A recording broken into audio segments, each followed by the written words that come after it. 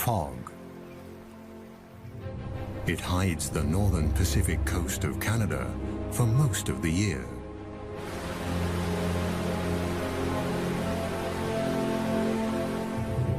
This is the Great Bear Rainforest, a forest full of mysteries and wild creatures.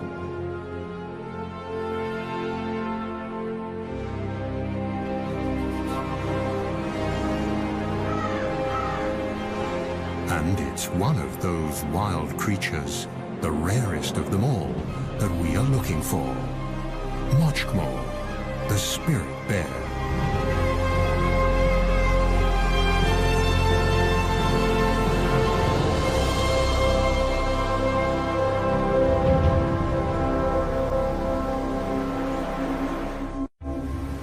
There are no roads in the Great Bear Rainforest.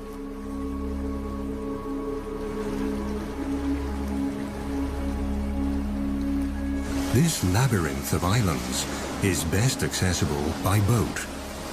These people, scientists, have to approach this rugged coastline from the water to reach the unique temperate rainforest and discover the secrets it holds.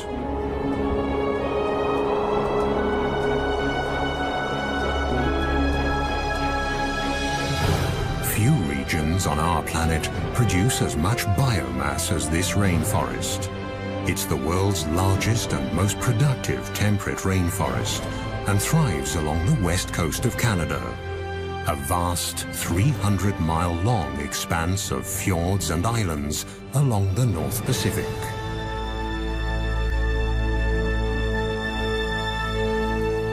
Since time immemorial, these islands and forests have been home to Tsimshian nations of the Gitga'at community. The Gitga'at believe that they are one with the land, the forests, and the ocean. In their world, the animals are their brothers and sisters, and the time when the last ice age covered the west coast of Canada is also a part of this legend.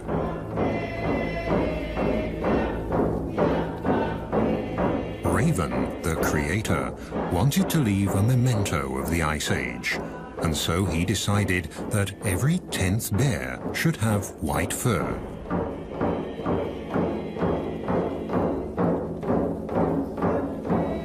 This, they say, was when the spirit bear was created, the white bear of the rainforest. To this day, these bears live deep in the forests, on the islands and along the wild rivers of the northern British Columbia coast. Only very few people have been lucky enough to catch sight of one.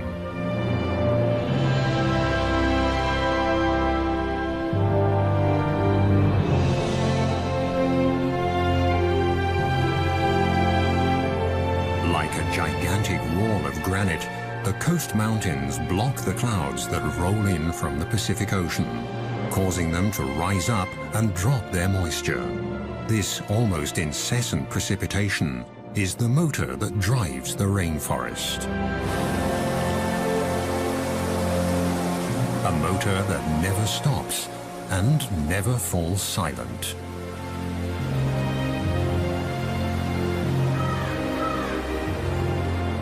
Everything in the rainforest, the rocks, the living and dead trees, are covered with a thick growth of mosses that have an important task.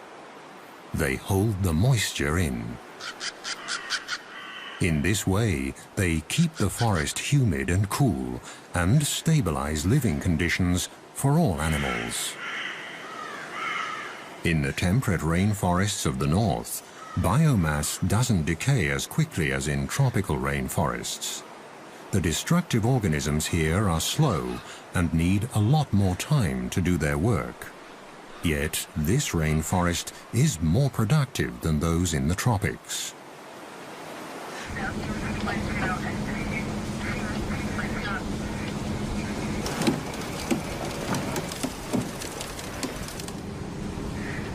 In this remote region, it isn't easy to do research or even travel at all. Very few smaller boats venture this far north along the wild, rainy coast. The only chance to find the bears is when they come down to the streams for the one big event of the year. The arrival of the salmon in late summer. For now, though, all is quiet.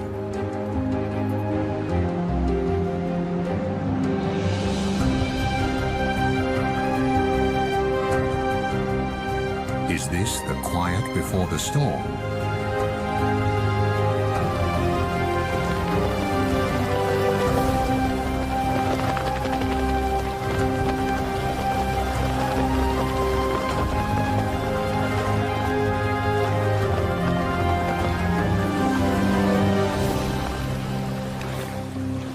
On the outer islands, the group discovers a pack of coastal wolves. These rather small wolves are a genetically distinct subspecies of the grey wolves that live further inland. They've been isolated here on the islands since the last ice age, and one aspect of their behavior is unique. They're the only wolves that feed on fish. In fact, they live on fish and beached carcasses of marine mammals.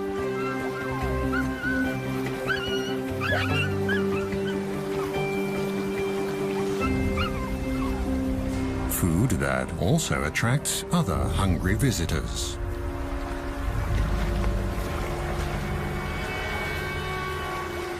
But the pups have nothing to fear from the black bear. During the spring and summer months, the bears eat berries and grass, and they move slowly to save energy because there are not enough nutrients in the grass to help them gain weight. The river otters living on these islands have also adapted to the salt water. The bear is no threat to them either. They're quick and clever.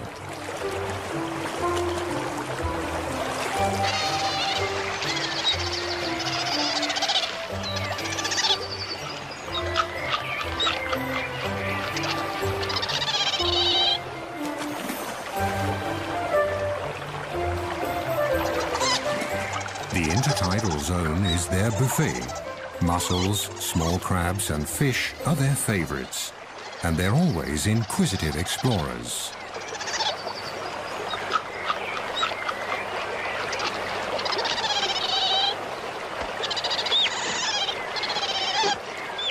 The ravens, the heralds of the rainforest, announce a visitor.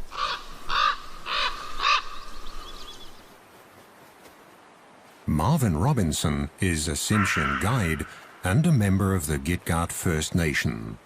He's also looking for the salmon and the bears, the secret spirit bears.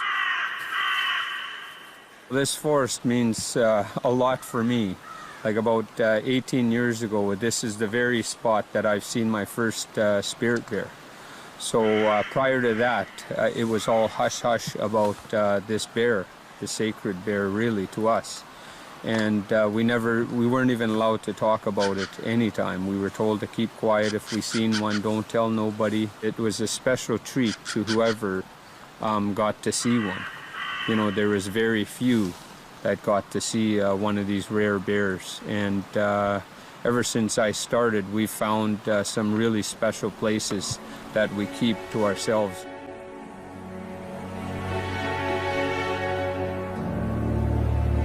And indeed, the places here are special. On the outer islands, waves and winter storms have created magical beaches. Most of the islands in the Great Bear Rainforest are rocky and precipitous. Wide estuaries and shallow coves are rare. But the steep cliffs also offer food. Here, with a little luck, a visitor could get a first glimpse of the mystic animal the experts are looking for, the famed spirit bear, one of the rarest animals on Earth.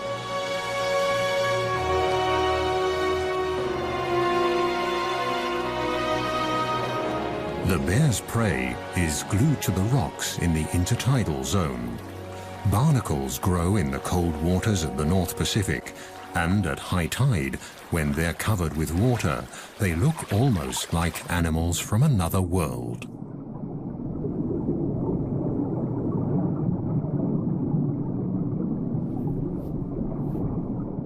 Their feathery arms filter plankton out of the water.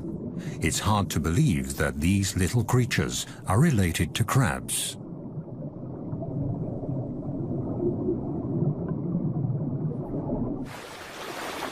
This bear's barnacle hunting shows again how important the ocean is for the nourishment of the forest dwellers.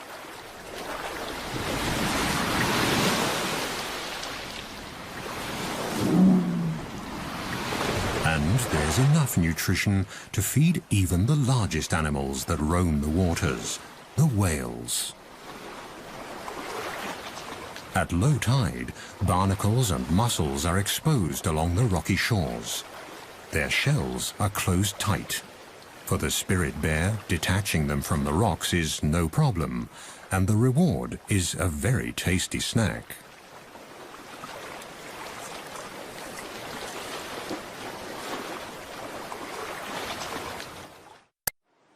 Some of the oldest and largest trees in Canada grow here.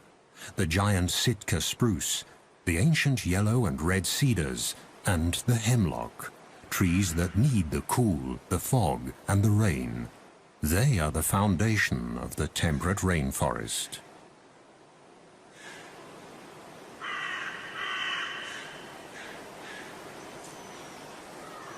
In August, the sweet fragrance of ripening berries wafts through the forest.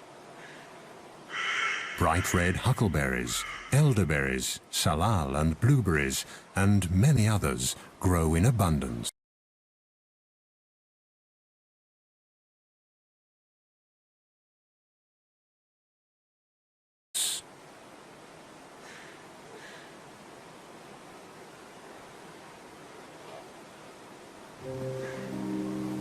For the bears, the berries are a crucial staple to tide them over the leaner months of the summer before the salmon arrive.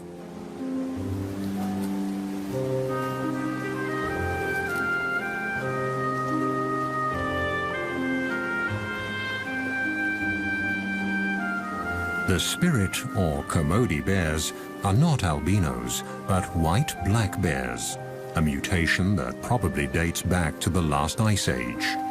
And between the rocks and the trees, white is a good camouflage. The bear's sweet tooth also helps the bushes to spread. They pass up to 400,000 seeds per day in their droppings. Thus, the plants colonize new territory.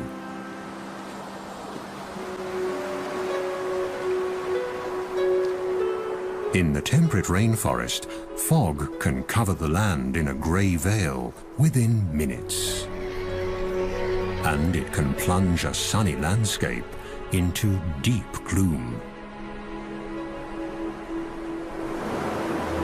Along the mainland coast, the islands of the Great Bear Rainforest lie close together. At high tide, millions of gallons of nutrient-rich salt water rush inland through the narrow channels to flow back out at low tide, thus linking the ocean and the land. The currents sweep along everything in their path, creating a rich broth full of life.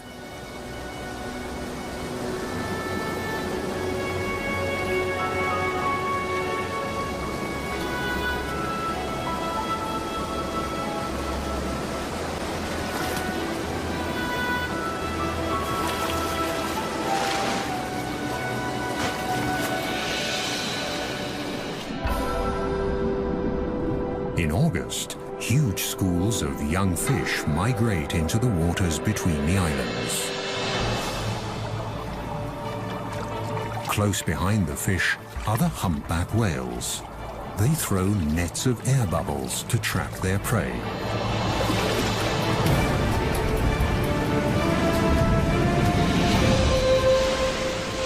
Success.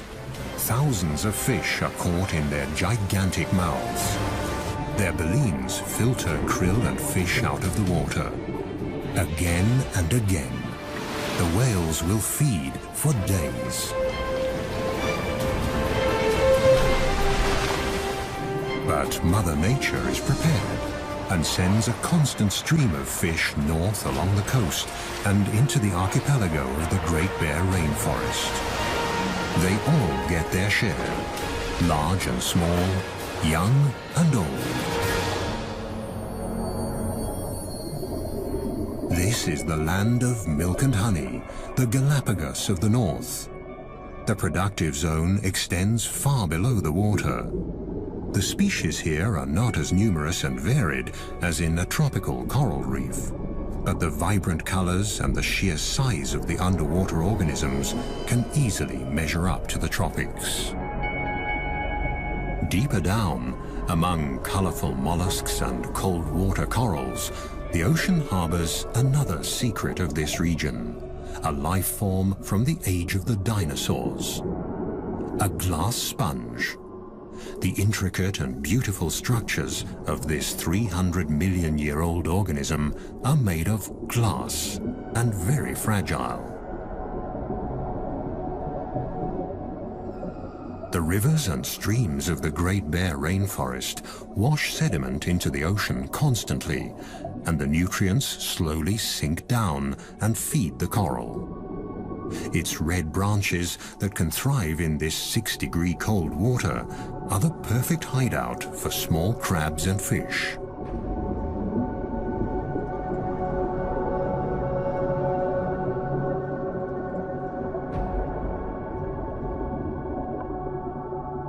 The silica from the rocks provides the building material for the sponges. With a little help in the form of sand and water, they can make glass. There are even whole glass reefs on the continental shelf, about 600 to 1,000 feet below the surface.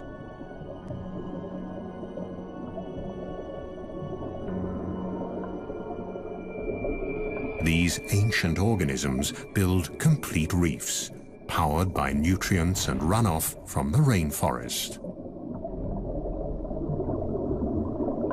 High above the reefs, a female humpback is playing with her calf. Thanks to the rich feeding grounds, the little one is growing fast. In a few months, when they leave the cold waters and head south, they'll need all their strength.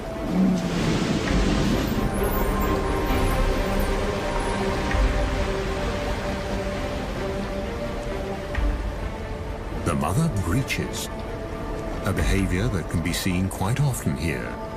Nevertheless, it's a spectacular show.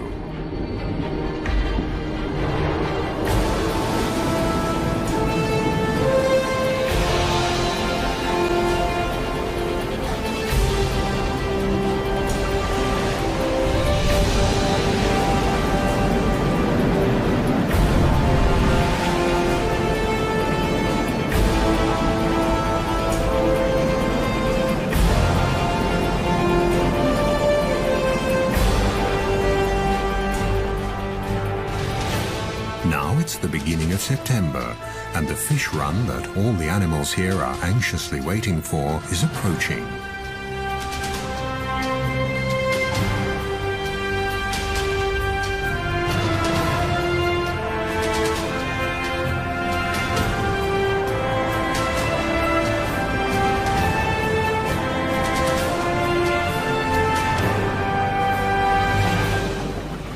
The group steers the boat west to the edge of the open ocean, where a colony of sea lions await the fish on windswept islands at a safe distance from bears and other predators.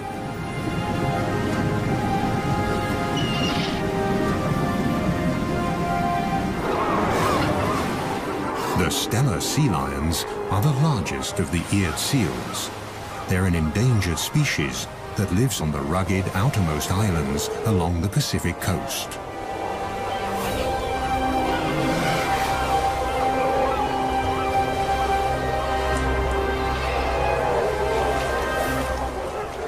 The strong, territorial males can grow to a length of more than 10 feet and weigh up to 2,500 pounds.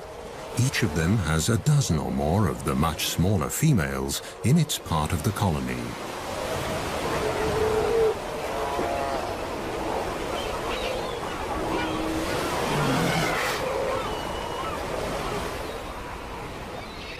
Since the 1970s, their numbers have plummeted, and scientists have yet to find out why. Overfishing of the Gulf of Alaska could be one of the reasons.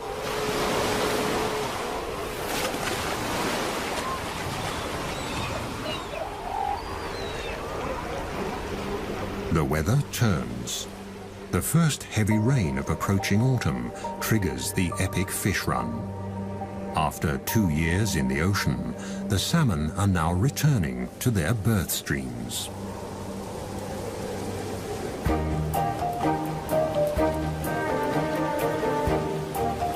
Are the fish here yet? A mother bear and her 2 white cubs patrol the shores of Princess Royal Island. Here, 1 in 10 black bears is white. The white fur color is passed on through a double recessive gene. White cubs will only be born if both parents carry that gene. And bears with black fur can also carry the spirit bear gene.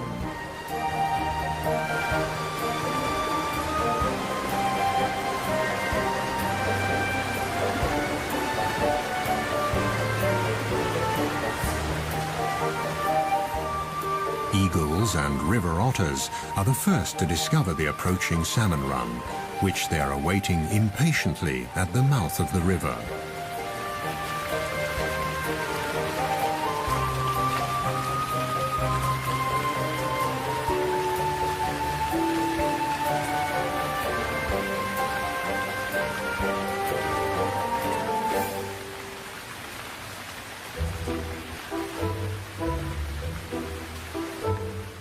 Further upriver, a black bear mother checks the water level. It's still too low for the salmon to come. This little bear will see the salmon run for the first time in his life.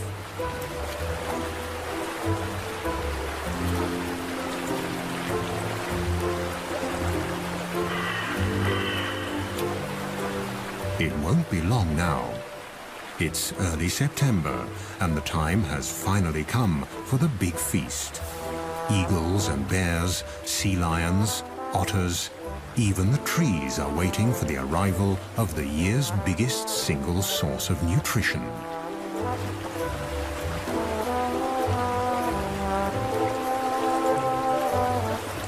And the big feast will also complete the yearly cycle. Shortly afterwards, the bears will start looking for winter dens.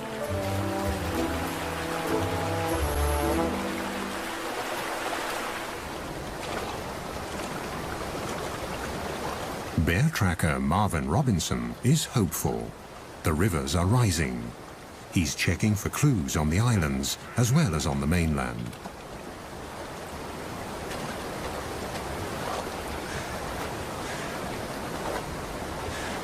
Across the channel from Princess Royal Island, a grizzly mother and her 2-year-old are also checking the waters. Grizzly bears live on the mainland, leaving the islands to the black bears.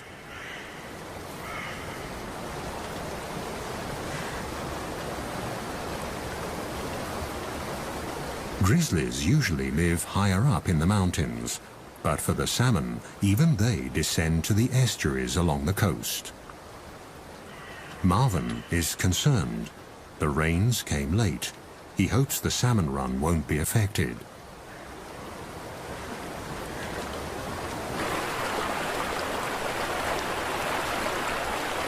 Now, at last, the water levels are rising.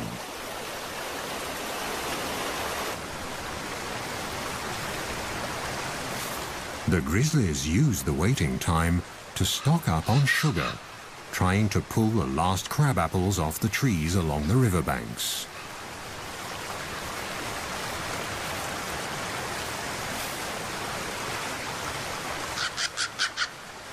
For the mother bear and her young, this will be their last winter together.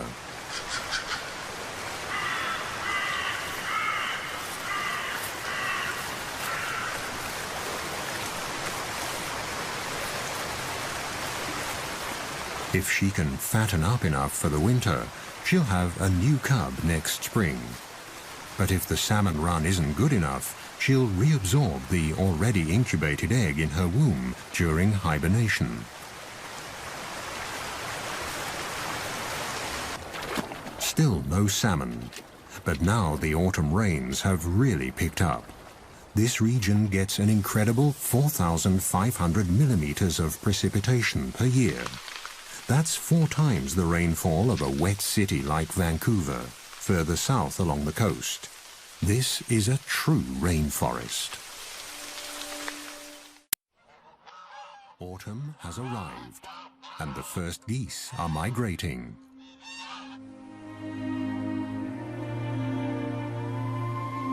Finally, the water level in the rivers is high enough for the salmon to migrate too. They'll return to the self-same waters where they were born, among the gravel banks upstream. At 12-hour intervals, at high tide, new waves of hundreds of thousands of fish will rise in the river deltas on the coast and make their way up the streams.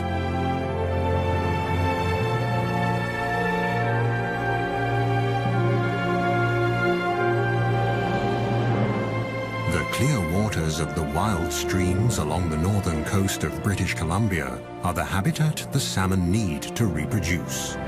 In this fish run, humpback and silver salmon are returning, swimming up the rivers until they taste their birth waters.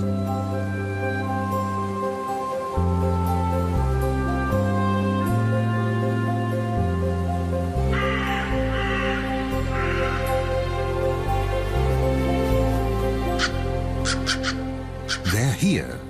The ravens, the heralds of the forests, spread the news. It takes stamina and blind determination for the fish to get to where they have to go. It's now or never. This is their only chance to reproduce. But the predators are already lining up. From the seagulls to the otters, they all want their share. For the animals of the Great Bear Rainforest, the waiting is finally over. Now it's time for fish and caviar.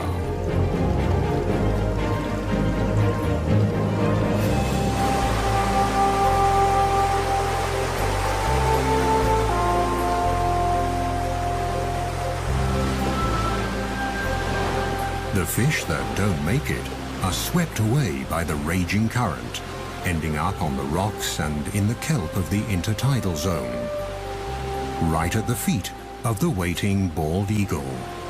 Its sharp beak is perfect for tearing up fish.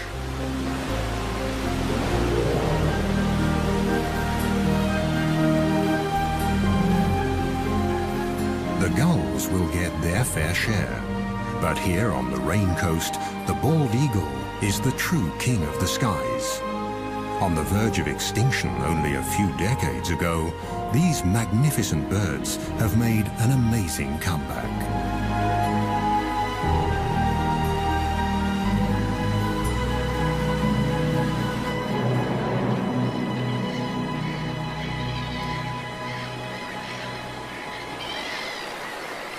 On a bank in the stream, the raven patiently waits for the black bear to finish his breakfast.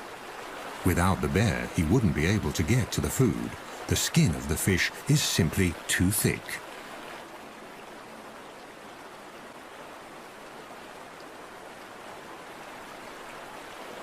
Come on, haven't you had enough yet?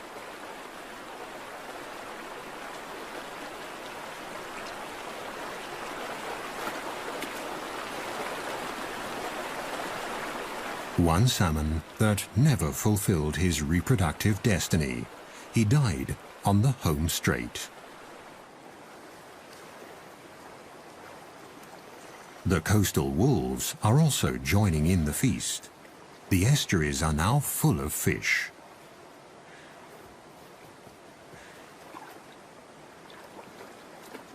The youngsters are still learning the tricks of the salmon trade. They follow their mother, and she tries to teach them. But for them, catching fish is still a game.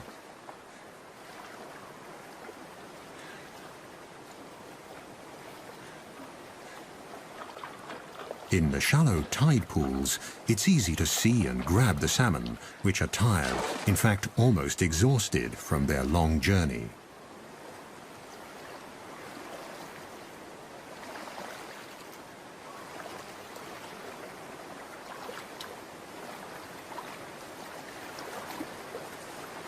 The death of this fish seems futile.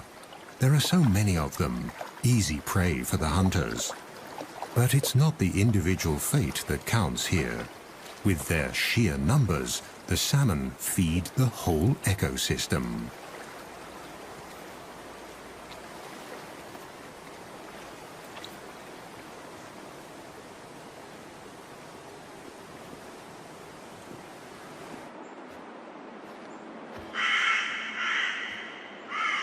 Further back in the forest, Marvin often finds leftovers. Sometimes the wolves carry the fish deep into the woods. The wolves don't consume the whole salmon. They only eat the brain. So they carry the salmon off and maybe a little bit further up the sides of the valleys and stuff because there's a parasite in salmon that if the wolves get it, it could kill them. So basically what happens with the wolves is they've taught each other that it's only safe to eat the brain. The gushing waterfall further upstream seems insurmountable. But the fish keep trying, again and again. For them, it's quite literally do or die. And for the strongest, stamina eventually pays off.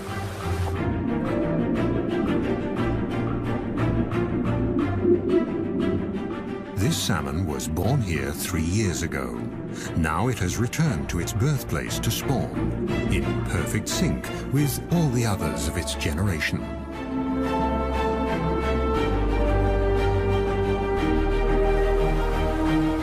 In the first few months after hatching, the fry will stay in their birth streams. Then, during the following summer, they'll drift downriver towards the sea, where they'll feed and mature. They'll stay in the Pacific Ocean for 2 years. Then they'll return to the Great Bear Rainforest to spawn and die.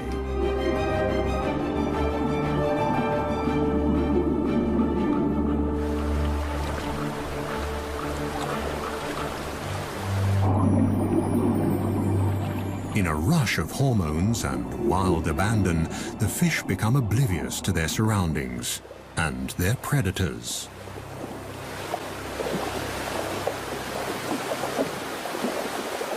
But even now, on their deathbeds, the males fight each other, hooking their deformed jaws together, expending their last ounce of energy for a better position to pass on their genes.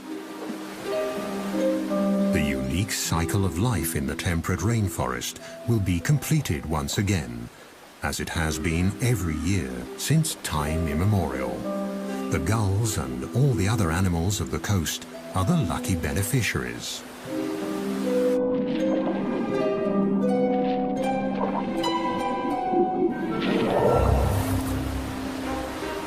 Foraging has become an easy task for the bear as well.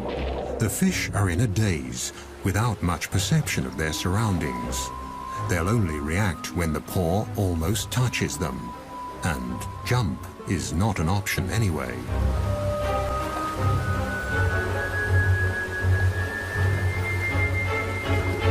The fish look battered. The journey has taken its toll. Now the bears can afford to pick and choose. This spirit bear even leaves a half-dead male salmon, discolored by fungi that have developed on its return to fresh water. The females that are still carrying their eggs taste much better.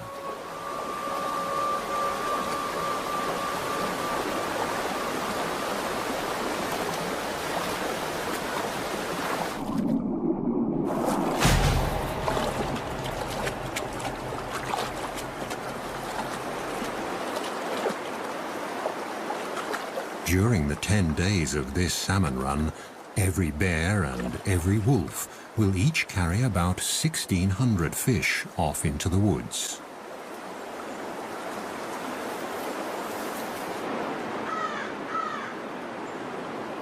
But it still isn't easy to find the spirit bears.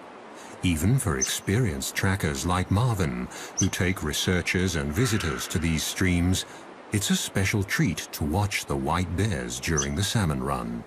So far, they've only seen black bears and squirrels.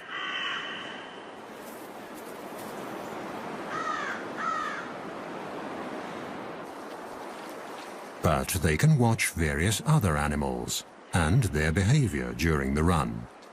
A black mother and her cubs feeding, for example.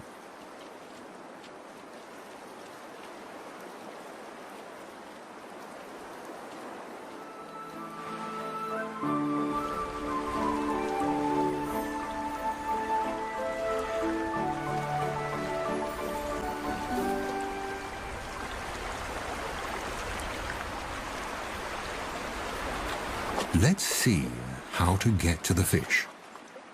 In the crystal clear water, they're easy to see, and they seem tired enough, so they should be easy prey.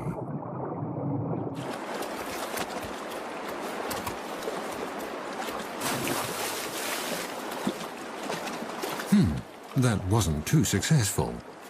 The cub might need to practice a bit to become an expert in salmon hunting. Marvin, the tracker, has been walking the creeks for days now. Then, suddenly, there it is, Mochkmo, the prodigious spirit bear, one of the rarest animals on Earth, and one of Mother Nature's miracles, right in front of his eyes.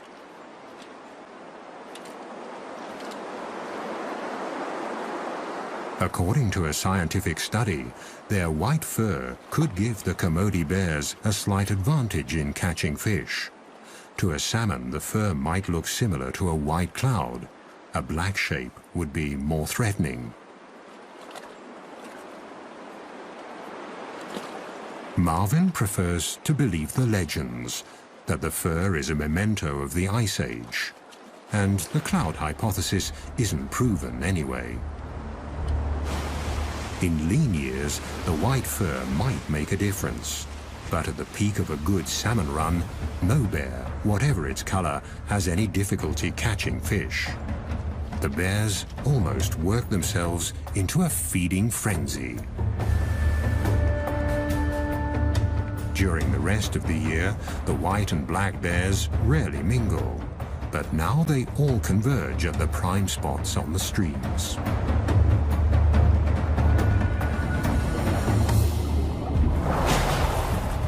Overall, the black bears seem more aggressive and wilder than their white cousins. But they're also more wary. Could it be because, unlike the white bears, they've been hunted before? But wary or not, all the bears have to come to the streams. They have to store fat for hibernation.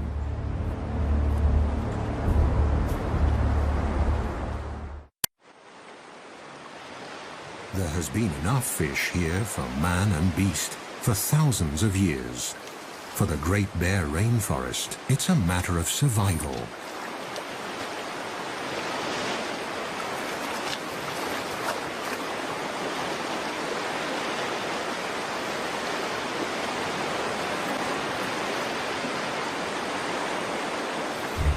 Let's hope for these young bears at their first salmon run that the future will hold the same life for them as the present.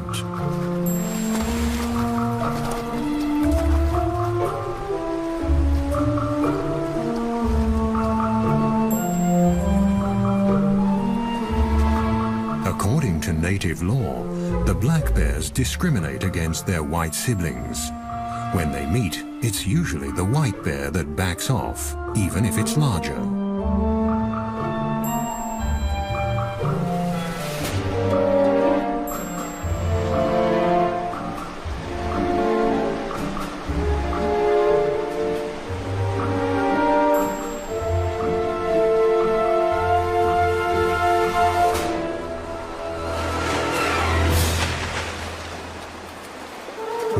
One last fish for the road should be all right. There are so many of them.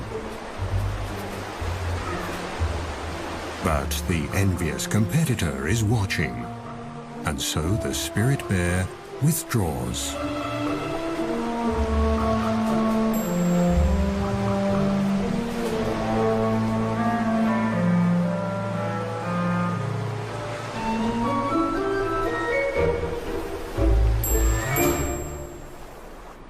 The bears often prefer to eat their fish in the quiet of the forest. They use day beds in hollow tree trunks or small caves under roots where they rest and digest. Maggots, bugs, and many microorganisms help the process of decay and decomposition. Mosses can macerate the organic nitrogen and make it available to the trees. The salmon are actually feeding the rainforest. The thickness of the tree rings alone can show which years were good salmon years.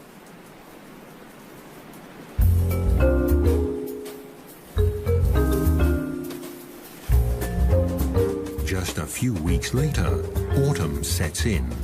The salmon run is over, but the forest and its animals have gathered crucial reserves and strength for the winter.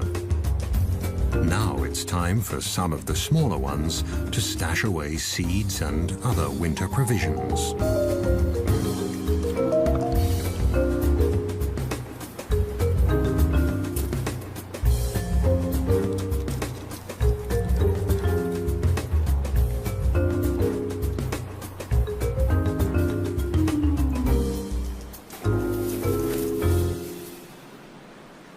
Now that the stomachs are full, silence returns to the Great Bear Rainforest. Herons and ravens take care of the leftovers of the feast. The remainder decays in or along the streams and is scavenged by the ever-present ravens. Whatever's left is swept into the ocean and becomes fertilizer, feeding the krill there. Nature almost seems wasteful, but this brief overabundance has a deeper purpose. The carcasses pass nutrients on into the water. This is their last gift to a new generation of salmon. Thus, the end of one fish run lays the foundation for the next. The parents make the ultimate sacrifice for the sake of their offspring. This cycle, already many thousands of years old, is the motor that drives the entire ecosystem of the temperate rainforest along Canada's northern Pacific coast. But it's not just the motor that makes a system function. Only if all the individual parts are in place and in the right place will the rare and special life forms along this coast survive. This is the insight the experts have come to on their way back from the expedition.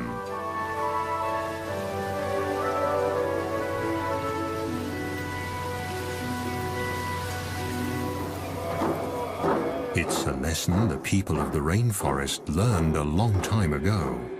Their songs and icons tell of all the creatures of the forest and the ocean. But the spirit bear is the one special animal, the iconic species, that symbolizes the spirit of the rainforest.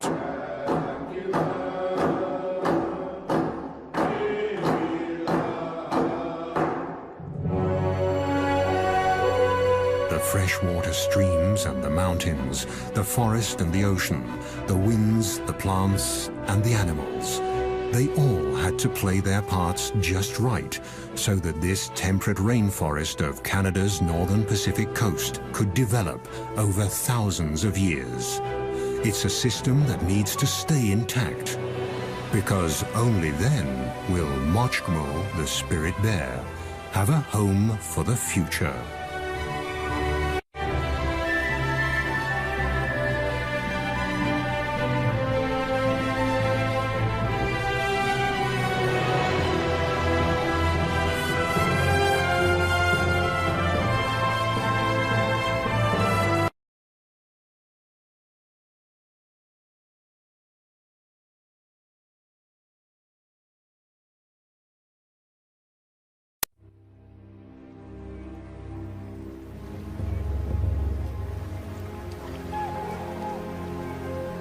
fog. It hides the northern Pacific coast of Canada for most of the year.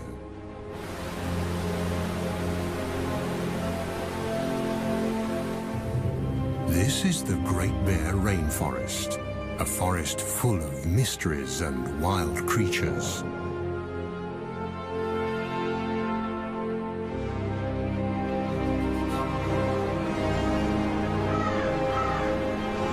And it's one of those wild creatures, the rarest of them all, that we are looking for. Mochkmo, the spirit bear.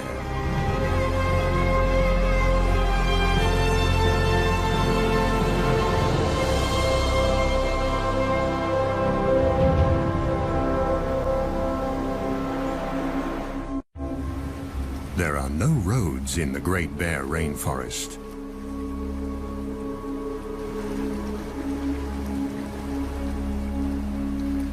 This labyrinth of islands is best accessible by boat. These people, scientists, have to approach this rugged coastline from the water to reach the unique temperate rainforest and discover the secrets it holds.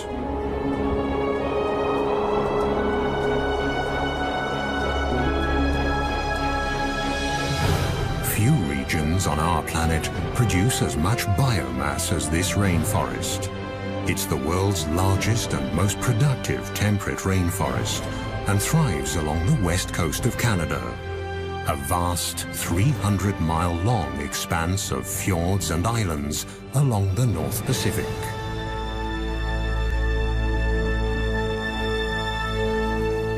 Since time immemorial, these islands and forests have been home to Tsimshian nations of the Gitga'at community. The Gitga'at believe that they are one with the land, the forests, and the ocean. In their world, the animals are their brothers and sisters, and the time when the last ice age covered the west coast of Canada is also a part of this legend.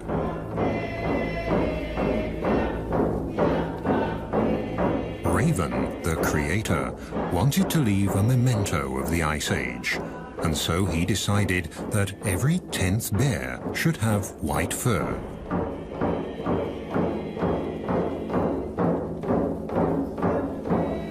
This, they say, was when the spirit bear was created, the white bear of the rainforest.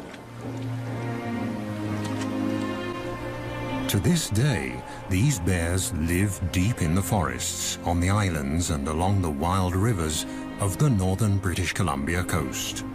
Only very few people have been lucky enough to catch sight of one.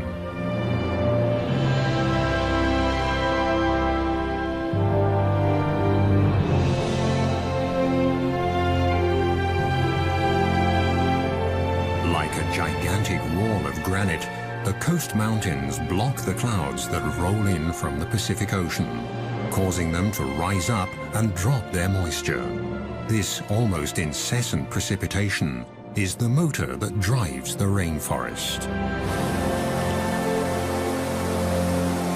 A motor that never stops and never falls silent.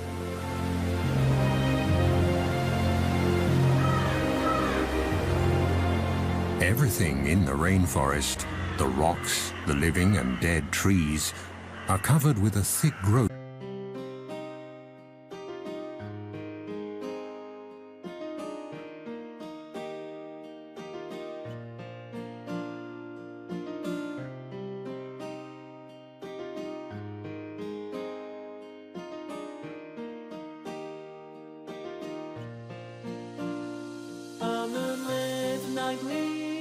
To promise to be together forever, golden moonlight for her wind instead of gentle words, sincerely love, full of love, every word you say. Why does the sky lead the way, the tangerine lips do not leave hearts suddenly recover?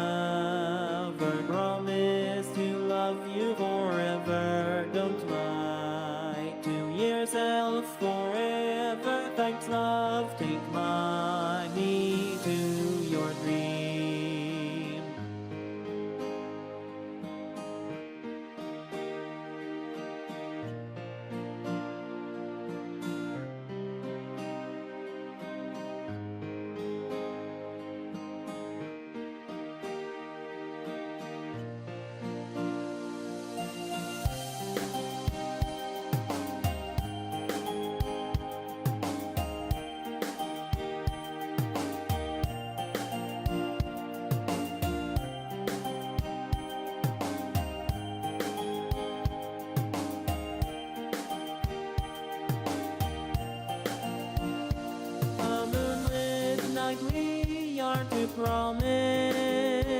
to meet together forever, golden moonlight for her, wind instead of gentle words, sincerely loveful of love, every word you say.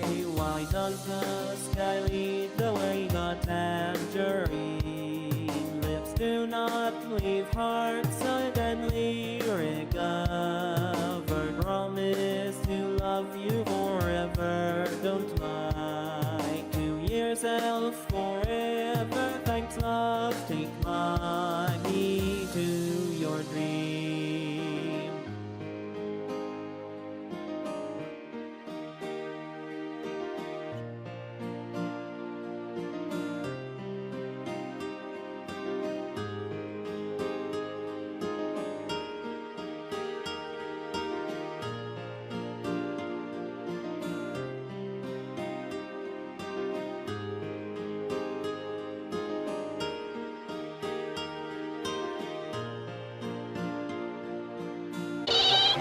The bear is no threat to them either.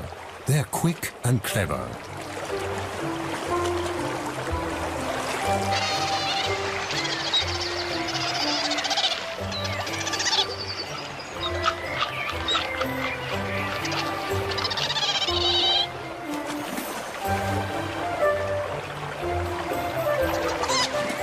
The intertidal zone is their buffet. Mussels, small crabs and fish are their favorites, and they're always inquisitive explorers.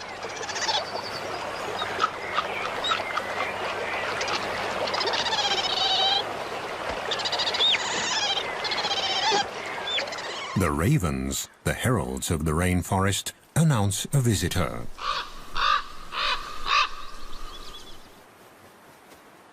Marvin Robinson is a Tsimshian guide and a member of the Gitga'at First Nation. He's also looking for the salmon and the bears, the secret spirit bears. This forest means a lot for me. Like about 18 years ago, this is the very spot that I've seen my first spirit bear. So prior to that, it was all hush-hush about this bear, the sacred bear really to us. And we weren't even allowed to talk about it anytime. We were told to keep quiet. If we seen one, don't tell nobody. It was a special treat to whoever got to see one. You know, there was very few that got to see one of these rare bears. And ever since I started, we've found some really special places that we keep to ourselves.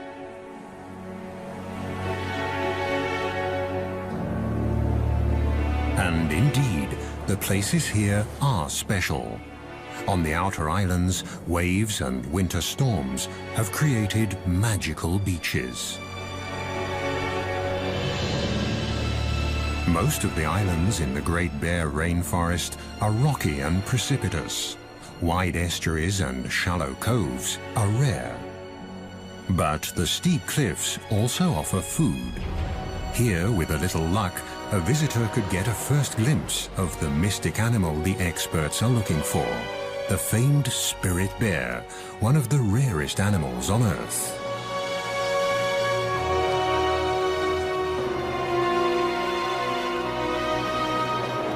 The bear's prey is glued to the rocks in the intertidal zone.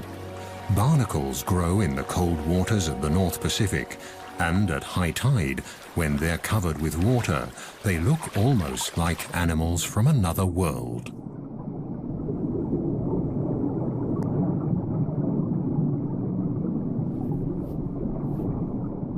Their feathery arms filter plankton out of the water. It's hard to believe that these little creatures are related to crabs.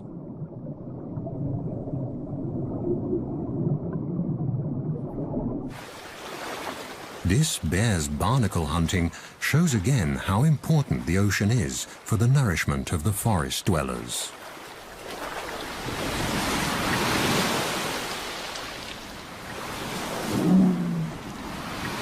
And there's enough nutrition to feed even the largest animals that roam the waters, the whales. At low tide, barnacles and mussels are exposed along the rocky shores. Their shells are closed tight. For the spirit bear, detaching them from the rocks is no problem, and the reward is a very tasty snack.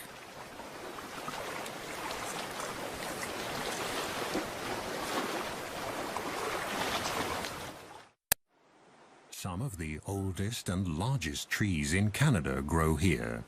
The giant Sitka spruce, the ancient yellow and red cedars, and the hemlock, trees that need the cool, the fog, and the rain. They are the foundation of the temperate rainforest.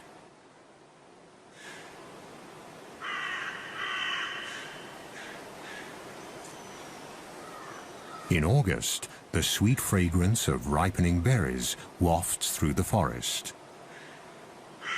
Bright red huckleberries, elderberries, salal and blueberries, and many others grow in abundance.